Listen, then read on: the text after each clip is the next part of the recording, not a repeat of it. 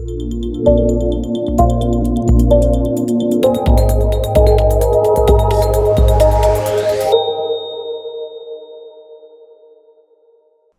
welcome to ILTA TV. We're delighted to have you here for our 43rd ILTACON. As I was saying when we chatted before, I'm not going to mention how many of the 43 I have been to. You're just going to have to guess. So we're having a great conversation today with some folks from NetDocs, one of our ILTAMAX sponsors, and clearly a thought leader, certainly a cloud leader in legal technology. So we're going to have a conversation. Tell you what, why don't you introduce yourselves for the audience? Dan? So I'm Dan Houck. I'm the Chief Product Officer at NetDocuments. And I'm Kim Knodczyk, General Manager of Azure Data and AI at Microsoft. So is it possible these days to have a legal technology conversation without talking about AI? It's just not. You know, it's all buzz about it. Obviously, NetDocuments has made some really important announcements, especially around NDMax. But before we dive into that product specifically, obviously you went there for a reason. You know, you were talking to customers, you were hearing about it. What kinds of issues, Dan, are you hearing? What are you trying to address with your AI-based offering? Yeah, so at NetDocuments, our mission is to help legal professionals do their best work. That's how we think about it, and that's how we think about building products. And so when we saw the impact and the opportunity of generative AI, we immediately began engaging with customers, had probably conversations with over hundreds of customers, frankly, in order to be able to build out a strategy and to listen to what are the kinds of things that they were concerned about, what are the types of things that we could help them address in terms of using generative AI in the legal profession. And we heard a couple of consistent themes. One of that was that they really wanted to personalize generative AI to their own practice and to their own knowledge and experience. Even though you can get some kind of answers out of GPT and OpenAI, the ability to kind of ground those responses with their own experience is incredibly important and valuable to them. And on the flip side, they also want to be thinking about those security and compliance responsibilities, those professional obligations to manage their content securely. So when they provide information to OpenAI or a large language model, they want to ensure that they're not disclosing anything from a security standpoint, that's sensitive client information, or even things that are kind of unique to them, that are part of their competitive advantage that they deliver to their clients. And so I think that's a big part of what we were thinking about and working on a solution together with Microsoft on how we could do that. I think maybe the other interesting thing that we've heard more recently is a lot of firms are seeing all of these different AI solutions in the market. I think they have real concern about having to get one solution for one type of issue and another solution for another, and suddenly you kind of have this mass constellation of products that are designed to help the firm. But when you think about the kind of adoption challenges and the need to move content around into those systems so that you can get good outcomes, all of those start to pose real risk to law firms. And so when we set about building NDMax, we really thought about our place as that central place, the system of record for all of that knowledge and experience and understanding that comes from the lawyers, but is encoded in the documents that they create.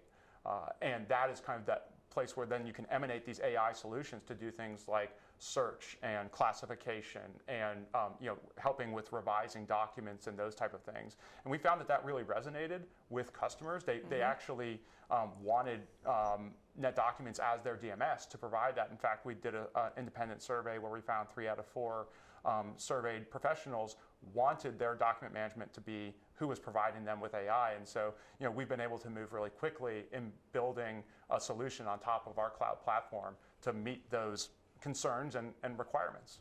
Well, you know more about the security on the corpus than anybody else, right? That's part of the idea. Yeah. So, Kim, where does Microsoft come in here? Well, a great question. NetDocs came to us with some specific requirements. They have the vertical industry expertise that's needed in the legal industry. And there are safeguards that Microsoft puts in place with OpenAI. It's all around the responsible and ethical AI. So the safeguards are to monitor if there's explicit or harmful content. However, in the legal industry, sometimes law firms need to interact with that type of data with the work that they're doing. So NetDocuments came to us and asked for exemptions in some of those cases, along with some more stringent data privacy. So data is not retained, so there's a 0-day retention. None of the data is used to train the LLM. And then there's no human monitoring that we would have for the open AI that's available to everyone. So those safeguards put in place to be very specific for the legal industry and for NetDocuments. And because as you know, Dan, you run into this all the time. The security kind of least access principles are always going to apply in the case of client data for law firms. Yeah. That's exactly right. And I think that's another important aspect of this responsible AI as well, is you don't want AI to be kind of a shortcut around the ethical walls and other security that's put in place. And so being able to very closely, in fact, perfectly align that access to that content for AI as the same a lawyer would have for access to content within their own NetDocuments repository was an important principle that we built into ND Max as well.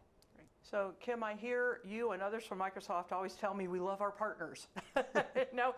Your partners are your favorite people. Microsoft has clearly been a leader in investment in OpenAI, Copilot, all these different solutions. What have you then, how do you work with partners like NetDocuments to leverage what you know to make them and their customers more successful, who are, of course, your customers too, right? Yeah. Absolutely, and you're spot on. We do love our partners. Microsoft Cognitive Services in Azure is designed to enable partners with that deep vertical industry knowledge, design solutions that meet their needs, have the security of enterprise-level security, and leverage the uptime of the cloud and scalability of the cloud. So that's first and foremost is designing a foundation that's available to our partners. Specifically with NetDocuments, that's where after they interviewed hundreds of their customers, they were able to bring in some very specific requirements, and it was typically around the data privacy area. Yeah, listening to customers makes a difference. So when you were interviewing customers, Dan, were you thinking about what you had to feed back to Microsoft? I'm sure that was an important driver for that effort. Yeah, absolutely. And I think that's why the partnership with Microsoft is so special, because we were able to engage in those conversations early on. We were able to build it directly into the product. And as we were coming into these types of issues, we were able to engage in a conversation and ultimately drive towards a solution that made sense for the legal industry. And I also think that that's the way that this industry wants partners to work together with companies like NetDocuments and Microsoft. And so it was great to be able to see that collaboration and bring that technology forward quickly. I know the people who are listening to this are thinking about what does this mean for me? We're trying to implement AI or some AI-enabled technology in our environment.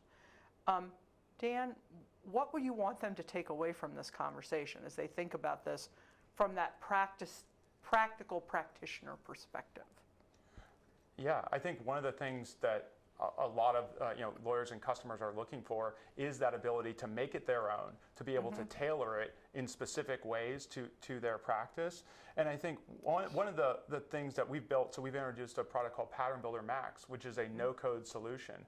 And the kind of driving force behind that was a recognition that a lot of customers, they know the AI apps they want to build, but they need to bring in the documents. They need to have the data management and automation that goes along with it. And Pattern Builder Max gives them that. But we also recognize that there are some customers who want to get started quickly and who maybe are not interested in building their own bespoke apps for different parts of the practice. And so we've created what we call the ND Max Studio. And that is a series of apps that allow you to basically pull them out of the box and do things like summarizing documents, extracting content from agreements, things like dates of execution or contract values, things like that. We have other apps that help with basically putting together a playbook so that as you're editing a contract, you can actually compare it against your best practices. And so that kind of easy to use app that you can get started with right away provides a great on-ramp for customers who are looking to get started with AI. Yeah, it's interesting. In these conversations about no code, low code, you hear a lot about lawyers as coders. Well, we could have a whole different conversation about that. But what I hear you saying is that those kinds of tools give the IT professionals a chance to shortcut the effort and get to value sooner. 100%. I think that's one of the great values of generative AI is that it's not a language to learn. In fact, a customer I was talking to said something along these lines. It's not a language to learn. Think of it as a person you can talk to and tell it what you need to do and what you would want, just like you might to an associate or someone in your firm, right? And I think that's why tools like Copilot are also really powerful as well. Yeah. Yeah, I might steal that one, just saying. Kim, I'm gonna throw the same question to you. I know that Microsoft provides lots of resources to empower their customers. What kinds of advice would you give people who are embarking on this journey of how to do it right the first time? Yeah, first off, listen to your customers, understand their unique requirements and how generative AI is going to bring value to them. What efficiencies can be gained, what accuracies. So that would be first and foremost. 2, data privacy and security is of utmost importance, and that should be considered at all levels. 3 is you got to be looking at future-proofing technology. You've got to make sure that this is here, what's here today is going to be there tomorrow. And then there's still human interaction, and not forget that. So have steps in there that have validation and review from a human perspective throughout. I think that that's a great lesson for AI overall, right? Just that human validation. It's how do we get better information to humans faster so they can do their human part of it? So I'm going to throw this to both of you and let you fight over who gets start first. What's next?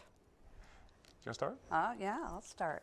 Well, Microsoft is continually refining with OpenAI the ethical AI. So looking at bias, looking at transparency, reducing hallucination potentials. So that will continue, and there'll be continued emphasis there. There's continued integration of OpenAI into the Microsoft products.